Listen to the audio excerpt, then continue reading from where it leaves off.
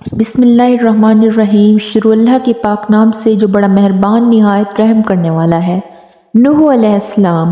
حضرت نوح علیہ السلام اللہ تعالیٰ کے پیغمبر تھے۔ آپ نے تقریباً 20 سال تک لوگوں کو اللہ کی طرف بلایا، مگر آپ کی قوم کا جواب یہ تھا کہ آپ بھی ہماری طرح عام آدمی ہیں۔ اگر اللہ کسی کو رسول بھیجتا تو وہ فرشتہ ہوتا، اور اس میں سے صرف 60 لوگوں نے ان کا دین قبول کیا۔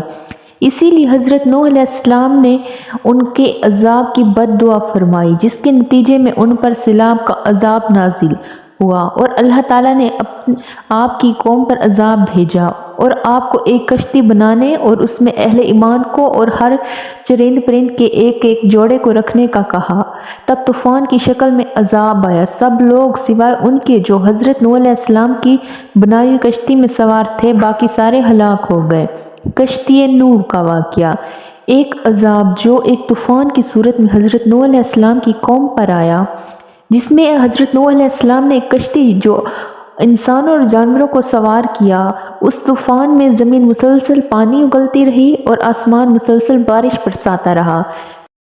اس کا ذکر تورات، انجیل اور قرآن تینوں میں آتا ہے۔ اللہ تعالیٰ نے آپ کو حکم دیا کہ آپ ایک کشتی تیار کریں، چنانچہ آپ کے لگائے ہوئے درخت تیار ہو گئے تھے اور ان درختوں کی لکڑیوں سے آپ نے کشتی بنائی جو بہت لمبی اور چوڑی تھی۔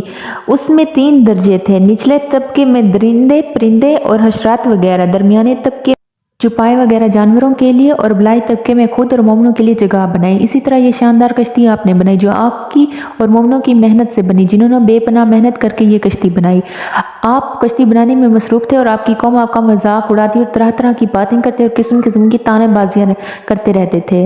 آپ نے ان کو جواب میں فرماتے تھے کہ مذاق کرتے ہو لیکن مت گھبراؤ، جب خدا کا عذاب بصورت طوفان آ جائے گا تو ہم تمہارا مذاق اڑائیں گے۔ جب طوفان آ گیا تو آپ نے کشتی میں درندے، پرندے اور قسم قسم کے حشرات الاراض کا ایک ایک جوڑا سوار کر دیا، اور خود آپ اور آپ کی تینوں فرزند اور ان کی تینوں بیویاں اور آپ کی مومنہ بیوی اور مومنین مرد و عورت انسان کشتی میں سوار ہو گئے۔ آپ کی ایک بیوی اور ایک لڑکا یہ دونوں کشتی میں سوار نہیں ہوئے، طوفان میں غرق ہو گئے۔ طوفان میں کشتی والوں کے سوا ساری قوم کو غرق ہو گئی۔